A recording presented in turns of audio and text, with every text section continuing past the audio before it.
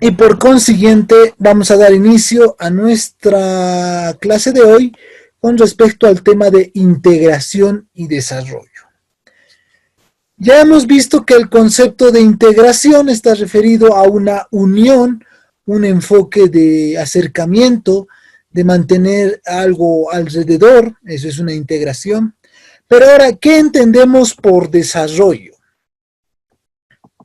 A ver, Mari, Sebastián, ¿qué entendemos por desarrollo? ¿Qué entienden por desarrollo ustedes?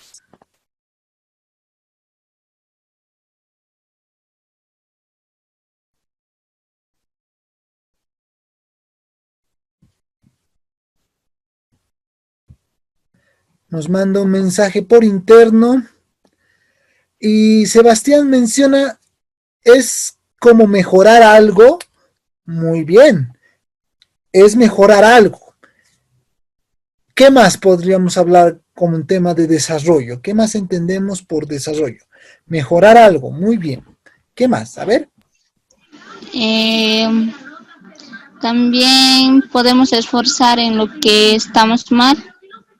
Ya, esforzarnos en las cosas que estamos mal. Correcto, Ujú. muy bien.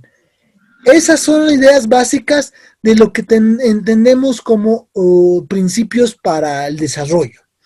O sea, mejorar algo, mejorar lo que está mal o lo que está yendo de forma negativa, cambiarla, convertirlo en algo positivo, en algo que nos ayude, en algo que mejore, en algo que nos ayude a desarrollar.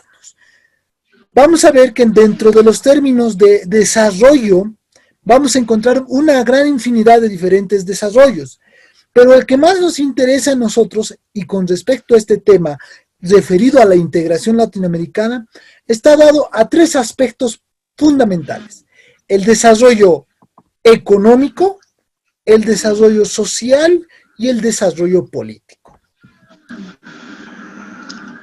Comenzando bien, comenzando a desarrollar, valga la redundancia, nuestro tema con respecto a qué entendemos por desarrollo económico. El desarrollo económico podemos definirlo como la capacidad o ese poder que tienen los países, las regiones, los estados para producir y obtener riqueza. Obviamente, esta riqueza es referida principalmente en términos económicos, pero dado a muchos otros factores. Por ejemplo, riqueza social, crecimiento social, también mejora en salud, educación, etcétera, etcétera.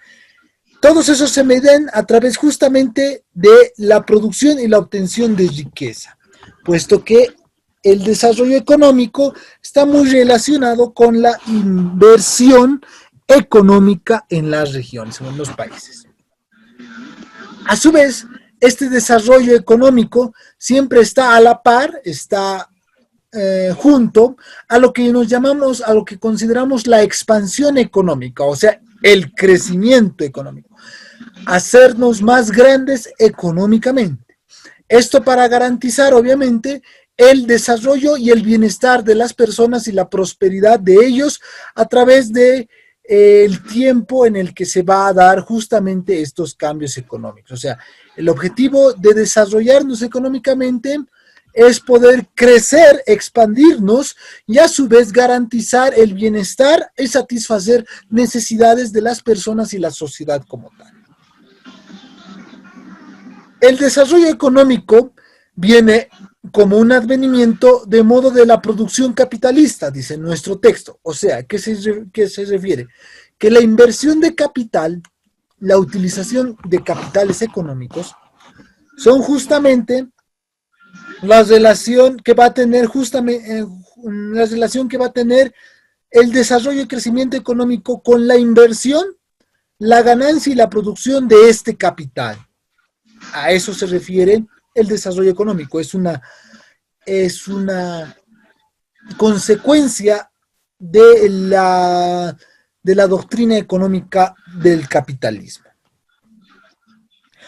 Esto implica, por ejemplo, el aumento de tasas de ganancia, dice nuestro texto, la acumulación del capital, que sería en realidad el ahorro como tal, y otros factores que nos van a ayudar a ser, obviamente, estados más productivos y más desarrollados, ya sea económicamente, tecnológicamente, técnicamente, etcétera, etcétera. O sea, el desarrollo económico no solo está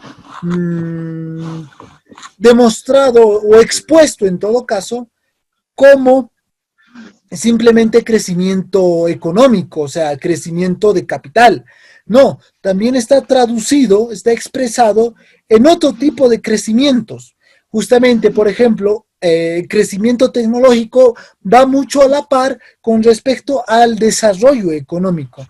Mientras más capitales, más inversión exista, va a existir una mejor tecnología empleada, una maquinaria más productiva, una industria más actualizada que va a poder satisfacer las diferentes necesidades. A su vez, este crecimiento económico está interpretado por los siguientes aspectos que obviamente están más desarrollados en nuestro texto, que vamos a explicar un poquito con respecto a cada uno de ellos para no alargarnos bastante. El primero que tenemos, que es el aumento del PBI per cápita, también se le denomina PIB, que es Producto Interno Bruto, el PBI está en inglés, que significa que es todo el dinero que produce el Estado a través de la manufactura, de la explotación de recursos, de la venta de recursos, de la inversión bancaria, de las remesas extranjeras, de la inversión extranjera, de la inversión interna, etcétera, etcétera, etcétera. O sea, todo el dinero que genera un Estado, un país, es justamente el Producto Interno Bruto, el PBI. Pero cuando este PBI aumenta, o sea, el PBI per cápita, que significa el aumento del dinero producido cada año, eso es el per cápita, lo que consideramos per cápita, significa que el desarrollo económico es mayor.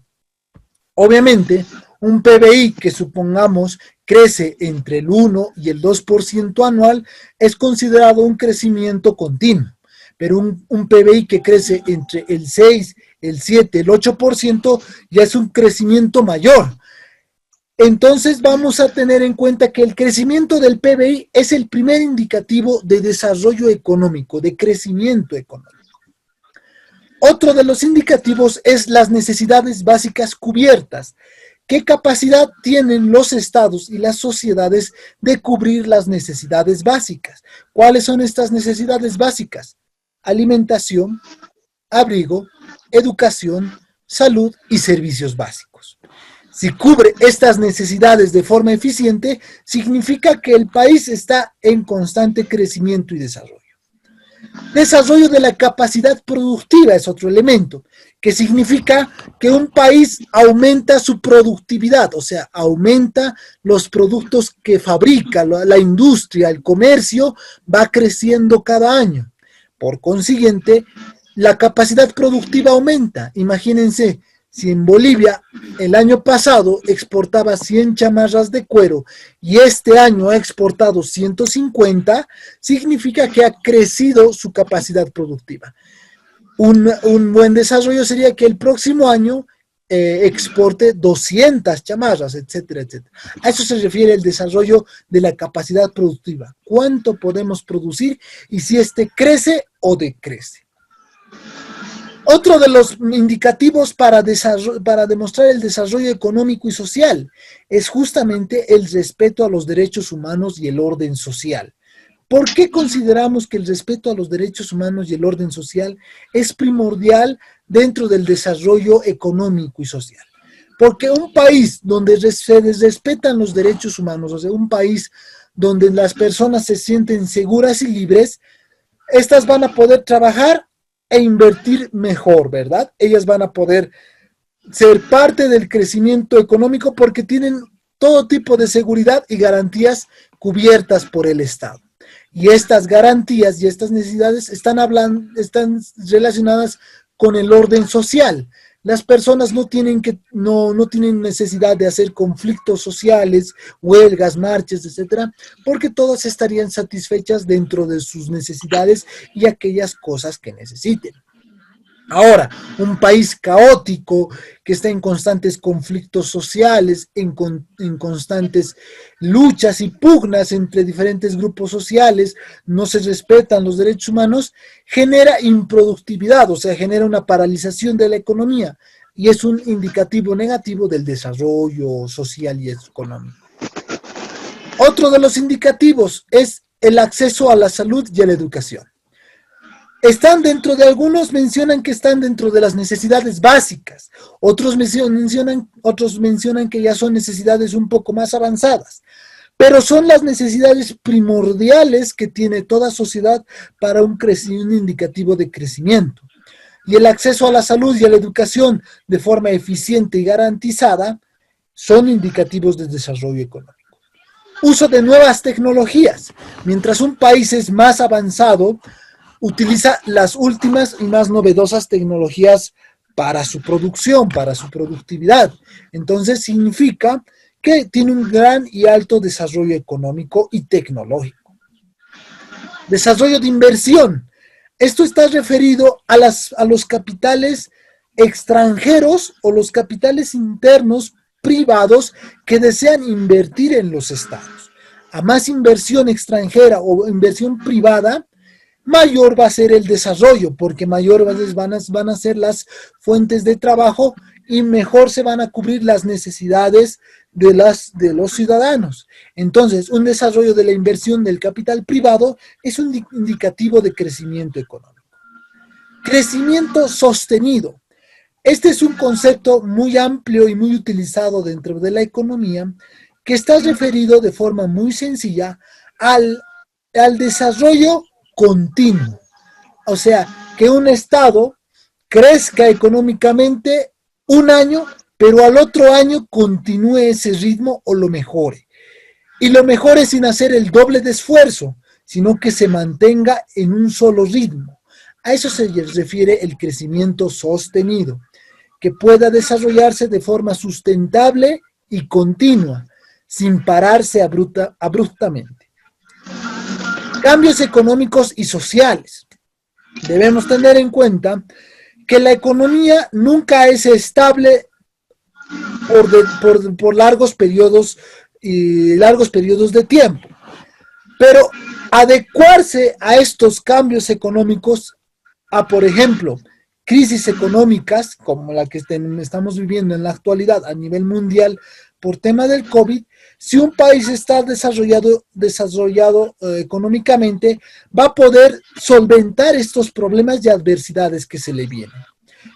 A la vez, también los problemas sociales que se pueden presentar, como hemos visto en el orden social, si un país puede sostenerlos y sobrellevarlos, significa que su desarrollo es continuo y lo mantiene.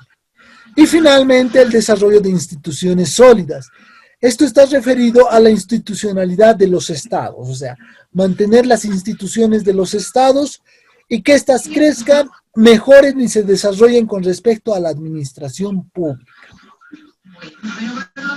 Ahora, contrario a lo que acabamos de ver, cuáles eran los factores que nos ayudan a mejorar, cuáles son los indicativos que nos ayudan a desarrollarnos, vemos los factores que obstaculizan el desarrollo. ¿Cuáles son estos factores que obstaculizan? Podemos clasificarnos principalmente en el primero, escasa libertad en algunos mercados. ¿A qué se refiere esto? En muchos países subdesarrollados, como dice el texto, existe un gran intervencionismo del Estado en las actividades económicas, en el libre comercio de los capitales privados y de los capitales extranjeros. O sea, ¿qué significa? Que no permiten libremente a las personas realizar sus actividades económicas de exportación o de importación. Exportar, vender al extranjero. Importar, comprar del extranjero. Ya conocemos esos términos, pero no está de más repasarlos. Ahora, un estado donde no permite de forma libre estas actividades económicas, genera obstaculización para el desarrollo. O sea, prohíbe, o sea, minimiza en todo caso más que prohibir, o sea, lo reduce, minimiza el crecimiento económico porque no le da la libertad a los ciudadanos, a las personas o a las instituciones poder realizar sus actividades económicas libremente. Ese es uno de los factores. Otro de los factores es de que existan, por ejemplo, problemas de déficit público e inflación. ¿A qué se refiere esto? Ya hemos visto un poco con el tema de qué era la inflación, pero el problema del déficit público significa que es el gasto público del Estado en el sector público, valgan los términos de la redundancia del término público. ¿A qué se refiere esto?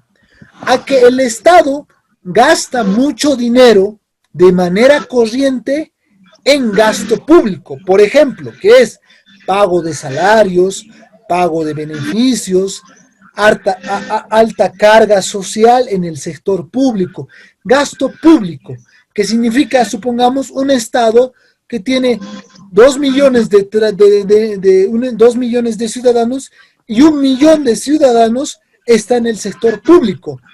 ¿Y quién mantiene al sector público? El Estado mantiene al sector público a través del tributo del sector privado. O sea, significa que nosotros, como ciudadanos, contribuimos al Estado a través de los impuestos para que éste pueda invertir ese dinero en el desarrollo. Pero mucho de ese dinero debe gastarlo en los salarios del sector público. Y ese es el déficit que genera justamente un Estado muy grande, como el nuestro en Bolivia, en el que el déficit público se va consumiendo los recursos de nuestro Estado, o sea, los recursos de nuestro Producto Interno Bruto, de nuestro PBI, PIB, se lo consume el gasto público, se lo consume el gasto corriente, salarios, sueldos, etcétera, etcétera, etcétera, y ese dinero no puede utilizarse para la inversión, para reinvertir, mejorar algunas cosas, etcétera, etcétera, y eso obstaculiza el desarrollo porque ese dinero no se está invirtiendo en mejorar la calidad de vida de todos los ciudadanos, simplemente en mantener a los funcionarios públicos. La inflación, como ya conocemos, es la pérdida del poder adquisitivo de nuestro dinero, o sea, la pérdida del valor del dinero como tal. Esta inflación es un fenómeno económico y en muchos casos es constante. Controlarlo es parte de las políticas públicas de los estados en temas económicos. Pero cuando el déficit público es muy alto, cuando se empieza a perder capital o dinero del Producto Interno Bruto, de las reservas del Producto Interno Bruto, es de que existe menos dinero para utilizar. Y lo que se tiene que hacer, muchos estados suelen hacer, es dar emisión monetaria, o sea, emitir moneda. ¿Qué significa? Imprimir más dinero. Y la impresión de más dinero significa que éste circula en mayor cantidad en el mercado, o sea, en las personas. Y si una persona sabe que es más fácil conseguir ahora, en la actualidad, 1,000 bolivianos, que lo que era conseguir 1,000 bolivianos hace 10 años, sabe que es más fácil conseguir y por consiguiente le va a dar un valor menor, porque el valor del dinero depende de la confianza y el valor que le da el ser humano, o sea, la ciudadanía. Y si se dan cuenta que es más fácil conseguir dinero, va a ser más fácil que éste vaya perdiendo su valor, que éste vaya reduciendo su valor. O sea, lo que antes comprábamos con 1 boliviano, ahora vale 2 bolivianos porque es más fácil tener 2 bolivianos ahora que tener esos 2 bolivianos antes. Esa es una especie de explicación muy pequeñita con respecto a la inflación. En muchos países, cuando el déficit público es tan alto, la inflación se dispara. Tenemos los casos de Venezuela y Argentina en la actualidad como ejemplos vívidos del gran problema del déficit público y la inflación que generan obviamente y obstaculizan su desarrollo. Conocemos muy bien los ejemplos de Argentina y de Venezuela en la cual se han estancado como países de desarrollo, no pueden crecer y la pobreza empieza a aumentar, empieza a crecer la pobreza. Otros de los factores que obstaculizan el desarrollo es, por ejemplo, la escasez de capital físico y humano, referido principalmente a la falta de dinero en las arcas del Estado. Por ejemplo, un país que produce muy poco porque tiene muy pocos ciudadanos, significa que no va a tener muchos ahorros, o sea, no va a vender demasiado, no va a producir demasiado y va a tener pocos ahorros. Y cuando quiera invertir en algo, no va a tener el suficiente dinero y la suficiente liquidez para poder invertir. A eso se refiere la escasez de capital físico y humano. No tienes mucho dinero para invertir porque no tienes muchas personas que te ayuden a trabajar y producir riqueza, por ejemplo. Ese es otro problema de la obstaculización del desarrollo, dado muy frecuentemente en países centroamericanos por su bajo índice de crecimiento humano y obviamente bajo índice de desarrollo económico. Y luego tenemos otro factor que obstaculiza el desarrollo, que es la relación comercial con los países desarrollados. ¿A qué se refiere esto? Podemos tomarlo desde la perspectiva de que los países desarrollados son en muchos casos autosustentables y no requieren comprar o no requieren más materias primas o comprar productos terminados de países en vías de desarrollo como los de Latinoamérica.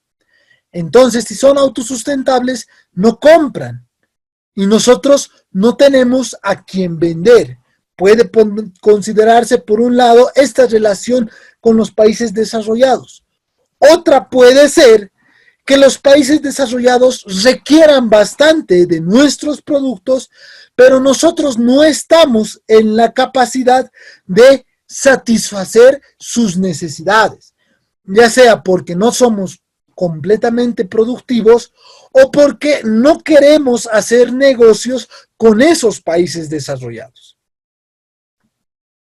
Tenemos en el texto que dice, siguiendo la teoría de la ventaja comparativa, estos países deben especializarse en aquellos bienes en los que son comparativamente mejores. O sea, la relación en lo que les mencionaba desde el punto de vista del comercio con ambos países, que no nos compran porque son autosustentables o nos compran y nosotros no podemos cubrir, significa que nosotros como países en vías de desarrollo debemos ver qué mercado podemos satisfacer. No vamos a venderle automóviles de última generación a países donde producen automóviles de última generación. O sea, no vamos a vender automóviles bolivianos al país Japón, al país del Japón, por ejemplo, porque ellos producen automóviles. Entonces, tenemos que ver qué mercado podemos cubrir ellos. El Japón carece de variedad alimenticia en cuanto a frutas y legumbres. Nosotros en Bolivia producimos bastantes tipos de frutas y legumbres y tenemos gran variedad que podríamos exportar. Esa es justamente la relación comercial que debemos desarrollar con ese tipo de países. Dentro de estos factores que impiden el desarrollo, tenemos el famoso círculo vicioso de la pobreza, que significa que somos un país de pocos ingresos, o sea, no tenemos mucho dinero, no ingresa mucho dinero al Estado, el PBI es muy bajo, por consiguiente, los ahorros son muy bajos, o sea, el ahorro es muy poco, y si no hay ahorro, o sea, si es muy poco el ahorro, es poca la inversión, porque no vamos a poder invertir más, porque no tenemos más dinero, porque no hemos generado más dinero. Ese es el círculo que vamos viendo. Y si tenemos poca inversión, no vamos a invertir bastante en la industria, vamos a tener baja productividad. Y baja productividad, o sea, producir muy poco, va a generar poca rentabilidad o poca renta, que dice aquí en nuestro cuadro, que significa que vamos a tener pocas ganancias. Y pocas ganancias significan pocos o bajos ingresos. Es un círculo vicioso, si se dan cuenta, en el que se desarrollan muchos países latinoamericanos lastimosamente por sus niveles de crecimiento y desarrollo económico. Ahora vamos a ver un poco con respecto a el objetivo de la integración económica, en la integración Latinoamérica, como una solución para el desarrollo, una solución en conjunta para el desarrollo. Nosotros sabemos que América Latina y el Caribe, o sea, Centroamérica, tiene una idea de convertirse, por ejemplo, en una especie de gran continente unificado, gran continente unido, bajo las vías de ¿qué? De desarrollo y crecimiento productivo de ambos. Dentro de los términos, por ejemplo, del Banco Mundial, información del Banco Mundial, es que Latinoamérica trata de mantener buenas relaciones de integración comercial entre ellos y es la mejor forma del crecimiento, de un crecimiento positivo y sostenible. Este crecimiento sostenible está relacionado justamente a lo que consideraríamos un cambio de visión, una renovación de lo que eran las relaciones diplomáticas antiguamente a nuevas relaciones económicas y comerciales, puesto que éstas generan los acuerdos comerciales como tal. El Banco Económico menciona de que esta integración económica de los países es una de las mejores vías que tiene la región latinoamericana para mejorar y crecer comercial y económicamente. ¿Y por qué América Latina debe fortalecer esta integración comercial? Algunas de las razones, según los estudios, mencionan que esta es una fórmula ya probada.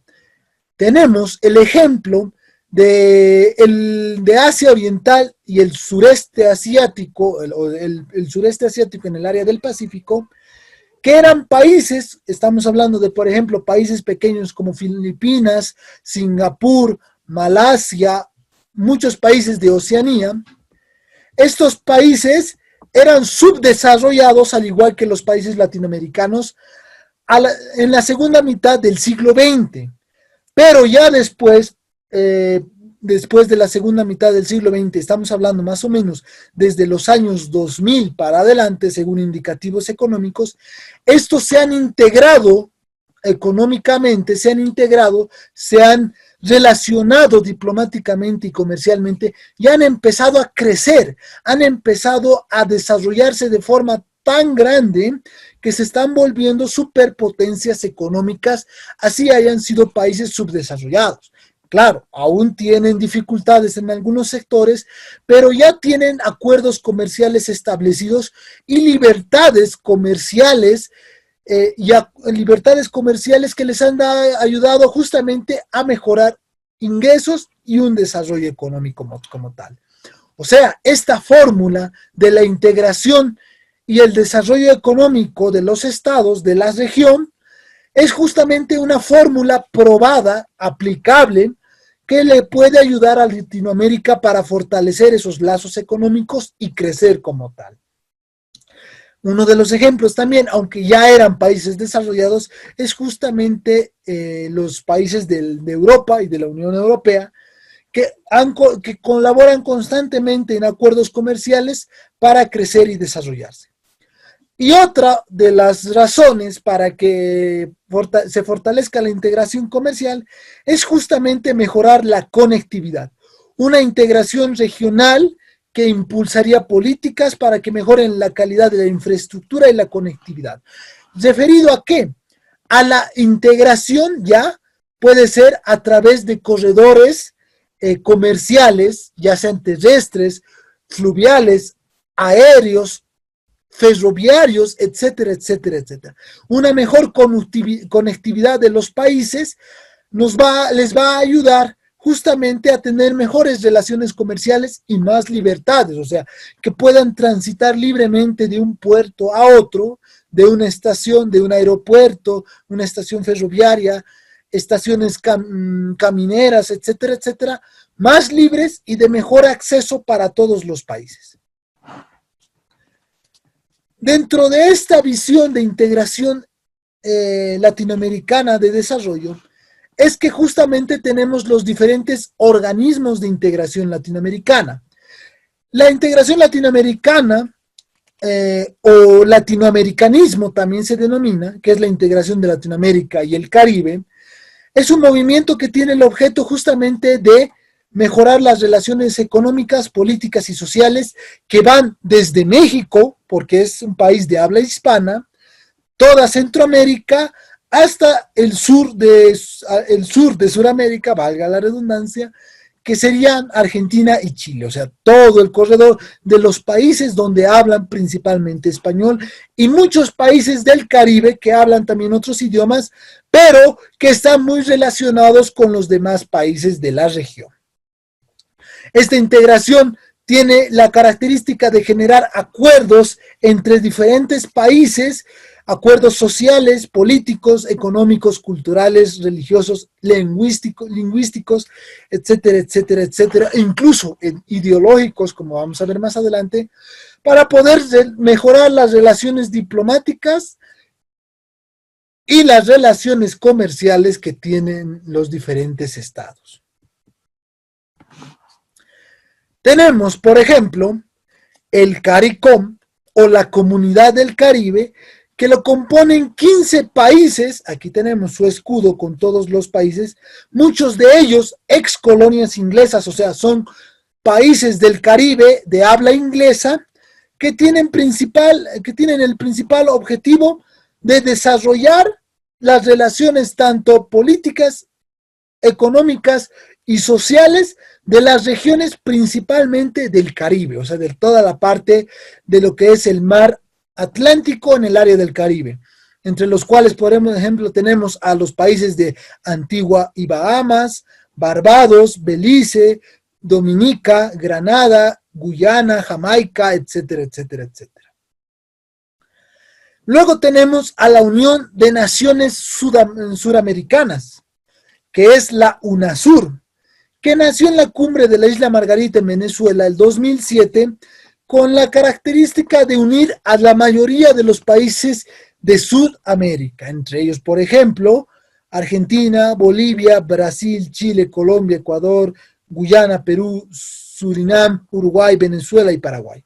O sea, todos los países de Sudamérica. Para mejorar las relaciones diplomáticas, acuerdos comerciales, acuerdos económicos, acuerdos de integración social y también, por ejemplo, el tema de, dentro de la diplomacia, el tema de la migración, de la libertad migratoria dentro de los países. Una de las características de la UNASUR era justamente ese tema. Luego tenemos, por ejemplo, el sistema integrado de la integración centroamericana, el SICA, que contempla principalmente los países, ya no del Caribe, sino del área de Centroamérica, entre los cuales, por ejemplo, tenemos a Panamá, a Guatemala, a Honduras, a República Dominicana, creo que también está dentro del SICA, si mal no recuerdo, etcétera, etcétera. Estos países, Nicaragua, estos países como una región continental de Centroamérica para poder relacionar justamente para esfuerzos de mejorar y avanzar en la integración de la región, o sea, acuerdos comerciales, económicos, libertades de comerciales, etcétera, etcétera. Tenemos también la antigua Alianza Bolivariana para los Pueblos de Nuestra América, o el ALBA, una organización internacional fundada fundada en el protocolo de La Habana y Caracas, justamente que contemplaba los países de Venezuela, Cuba, Honduras y Bolivia como los más importantes, pero abarcaba a otros países más de Latinoamérica y el Caribe, como un intento de las relaciones de Latinoamérica para desarrollarse en asuntos de integración tanto política e ideológica. En este caso, el ALBA tenía esa característica, puesto que fue encabezada por los países de Venezuela y Cuba en la época en la que eran gobernadas por Hugo Chávez y Fidel Castro. Tenían un objetivo, una visión tanto integradora social, política e ideológica dentro de Latinoamérica.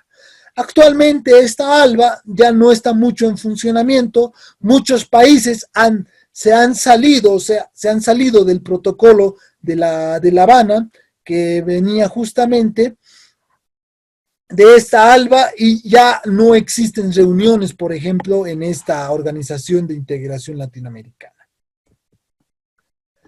Bien, estudiantes, vamos a hacer una pequeña pausa hasta aquí